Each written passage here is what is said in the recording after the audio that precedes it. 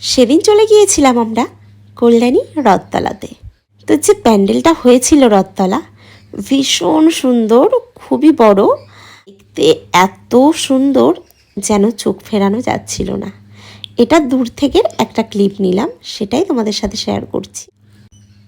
এবার আস্তে আস্তে আমরা প্যান্ডেলের দিকে যাব।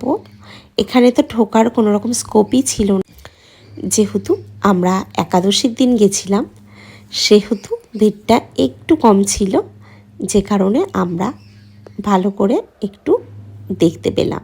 কারুকার্যগুলো যেগুলো করেছিল ভীষণ সূক্ষ্ম, ভীষণ সুন্দর। আমি কাছ থেকে একটু নেওয়ার চেষ্টা করছিলাম, তো যেটুকু পেরেছি নিয়ে।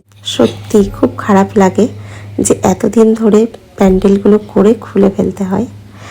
এবার দেখো আমরা মায়ের কাছে প্রবেশ করেছি। মায়ের মুখ থেকে যেন হিরের একটা বিচ্ছুরণ হচ্ছিল, আর মন্দিরটার উপরটাও ছিল ভীষণ সুন্দর। কারুকার্যগুলো একদম পুরো দেখার মতো।